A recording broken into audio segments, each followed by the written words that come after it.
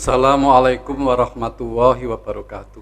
Waalaikumsalam warahmatullahi wabarakatuh. Pemirsa yang berbahagia dimanapun berada, kita berjumpa kembali dengan podcast Partai Persatuan Pembangunan Jawa Tengah, yang dalam hal ini kita sore ini mengambil topik pendanaan pesantren.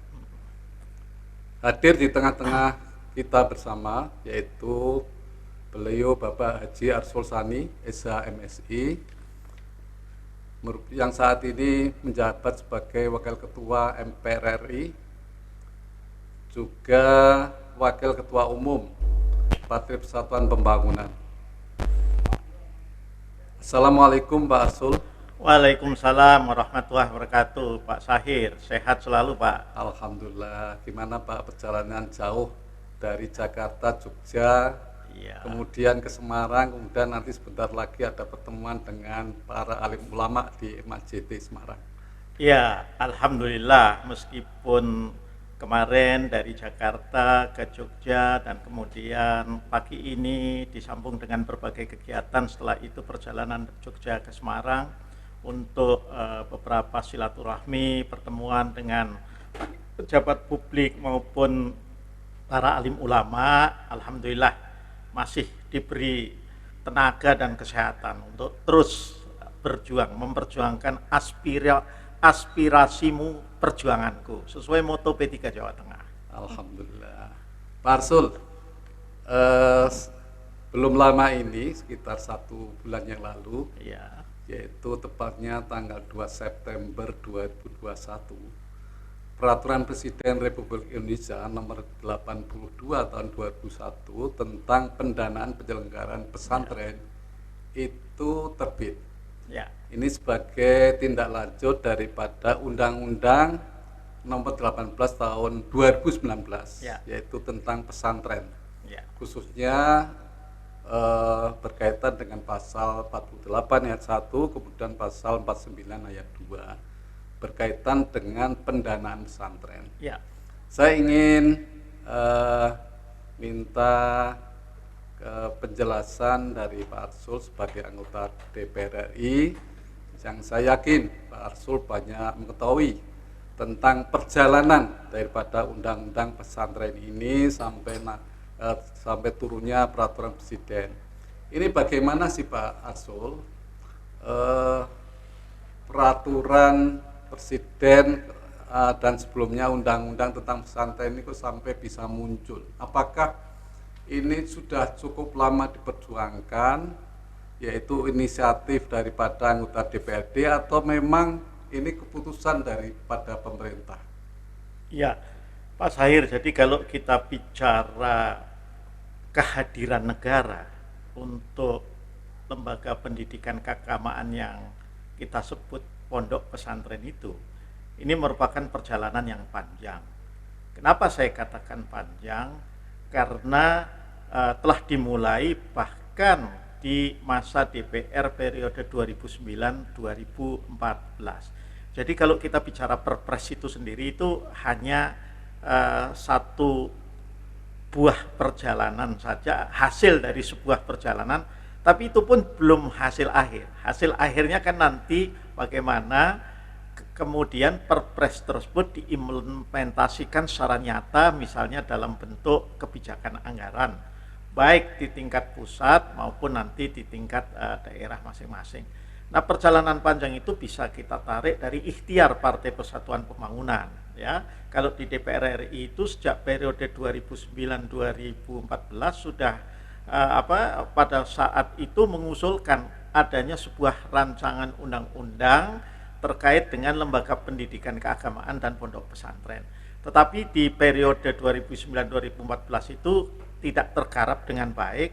Akhirnya di 2014-2019 maka kami pada saat itu fraksi Partai Persatuan Pembangunan DPR RI pertama memperjuangkan dengan memasukkan lebih dulu rancangan undang-undang yang kemudian menjadi undang-undang pesantren itu, memasukkan kemana, ke dalam program legislasi nasional, Prolegnas 2015-2020 ya, itu kita masukkan. Setelah diterima ya maka kewajiban yang mengusulkan. Nah, fraksi P3 itu menjadi fraksi pengusul yang memasukkan ke dalam prolegnas.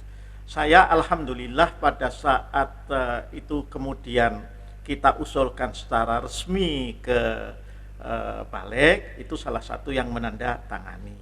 Nah, setelah itu diusulkan kan memang ada juga kemudian fraksi lain yang mengusulkan, tapi itu belakangan. Nah, secara resmi yang dipakai sebagai bahan pembahasan ya di RUU pesantren itu adalah draft RUU dan naskah akademik yang diajukan oleh fraksi Partai Persatuan Pembangunan. Alhamdulillah sebelum periode 2014-2019 itu berakhir, DPR RI bersama pemerintah kemudian mengesahkan lahirlah itu yang namanya Undang-Undang Pesantren. Nah, tentu Undang-Undang Pesantren itu kan tidak akan bisa diimplementasikan, dioperasionalkan kalau nggak ada peraturan pelaksanaan. Ya. Nah, kemudian soal timbulnya peraturan pelaksanaan yang berupa Perpres pendanaan pesantren itu sendiri juga masih ada perjuangannya yang barangkali belum banyak masyarakat yang tahu. Itu ada ceritanya. Ceritanya adalah ketika Partai Persatuan Pembangunan memutuskan untuk mengusung pasangan calon presiden Insinyur Haji Joko Widodo dan Al-Mukarram Kiai Ma'ruf Amin, maka salah satu, saya sebut saja walaupun ini dalam tanda kutip ya, kontrak politik yang disepakati antara Pak Jokowi dan P3 pada saat itu adalah ada dua klaster program yang kita minta.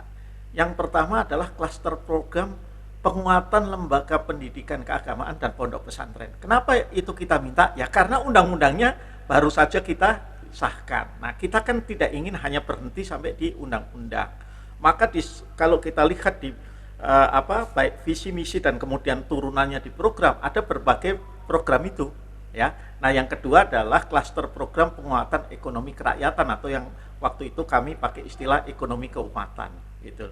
Nah, kalau kemudian kita bicara Perpres 82 yang keluar di awal bulan ini, di bulan September, maka itu adalah implementasi pemenuhan janji atas kontrak politik antara Partai Persatuan Pembangunan dengan Pak Jokowi. Nah, jadi itu satu tahapan. Nanti akan ada tahapan lain. Tahapan lainnya apa? Bagaimana kita melihat itu nanti terimplementasi dalam kebijakan anggaran. Itu kira-kira Pak Sahir cerita panjangnya. Ya, jadi luar biasa Pak Arsul ya. Ya. Perjuangannya P3 sejak Dewan sebelum ini. Ya. Jadi sebelumnya sudah berjuang. Ya, sebelum saya masuk Senayan. Sebelum masuk Senayan P3 sudah berjuang ya. Iya, artinya periode sebelum saya berada atau terpilih jadi anggota DPR RI. Agar pendanaan untuk pesantren ini betul-betul diperhatikan oleh pemerintah. Namun anehnya Pak Arsul bahwa sekarang ini ada partai tertentu yang mengklaim, mengaku-aku bahwa dirinya yang memperjuangkan undang-undang tentang pesantren ini. Ini bagaimana Pak Arsul? Saya juga melihat itu, terutama di berbagai media sosial. Jadi sebetulnya ya tentu ada teman-teman P3 yang kemudian minta klarifikasi, ada yang tahu dan kemudian jengkel. Saya kira kita nggak perlu marah, hadapi semuanya dengan senyuman, seperti judul lagu saja. Nah, karena kita harus menjelaskannya dengan bijak, mari kita keluarkan saja bukti-bukti dokumentasinya. Kan kalau yang namanya sebuah rancangan undang-undang itu kan ada pengusulnya, resmi. Nah, siapa yang usul ya dari partai-partai lain ya yang kemudian menjadi RUU-nya itu menjadi undang-undang pesantren. Saya kira kalau teman-teman fraksi P3 ya sudah juga posting di Facebook, di Instagram dokumen bukti-bukti itu. Saya itu hafal, saya sebagai pengusul nomor 22 kalau tidak salah. Itu ada semua ya. Jadi ketika menghadapi itu ya ditanya saja. Kalau memang saya bilang Anda mengusulkan, ya mana bukti otentiknya?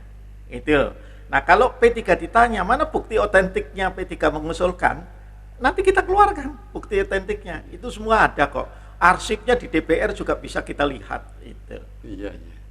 Pak Arsul, tadi Pak Arsul menyampaikan bahwa ada undang-undang tentang pesantren. Kemudian ditindaklanjuti dengan peraturan presiden. Iya. Kemudian tentu kan harus ada perda. Iya. Ini menurut Pak Arsul, apakah peraturan presiden ini harus ditindaklanjuti dengan perda yang dibuat oleh pemerintah daerah, Iya. supaya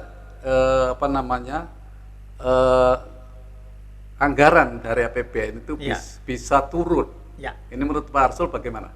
Ya, jadi kan begini, pasca reformasi itu memang sistem bernegara dan sistem berpemerintahan kita itu menganut faham otonomi daerah. Dan otonomi daerah itu artinya tidak semua hal diurus langsung oleh pusat. Ya. Ada hal-hal tertentu yang diurus hanya oleh provinsi kewenangannya, ada yang hanya oleh kabupaten kota, ada juga yang dua-duanya. Ya. Artinya kalau ketika sebuah urusan itu diurus oleh baik pemerintah provinsi dan juga ada di pemerintah kabupaten dan kota, maka kan agar bisa berjalan urusan itu kan harus ada alokasi anggarannya. Nah terkait dengan pendanaan pesantren, kalau yang kita lihat pada saat ini kan baik provinsi itu juga punya ruang untuk ikut cawe-cawe, untuk ikut mengurus. Pemerintah kabupaten kota apalagi, ya. Nah karena itulah setelah keluarnya Perpres itu, maka agar ini bisa terimplementasikan dengan baik, ya tentu perlu di masing-masing daerah, ya, terutama di mana pondok-pondok pesantren itu begitu banyak dan turut serta memberikan kontribusi yang luar biasa dalam pendidikan kepada warga negara, utamanya dalam ilmu keagamaan, ya itu akan harus perlu. Nah, tetapi kan untuk membuat perda itu kan ada candelannya. Nah, sekarang ini candelannya sudah ada berupa peraturan presiden itu. Nah, peraturan presiden itu juga bermanfaat untuk ya memastikan alokasi ya anggaran bagi dunia pesantren di level APBN pemerintah pusat. Kemudian ini Pak Arsul, APBN tahun 2022. Ya. Nanti barangkali kan ini belum digedok ya. Betul, belum. Menurut Pak Arsul, apakah APBN tahun 2022 itu untuk anggaran untuk pesantren ini itu bisa dianggarkan di APBN nanti? Jadi tentu pertama anggaran itu akan berada di bawah Kementerian Agama.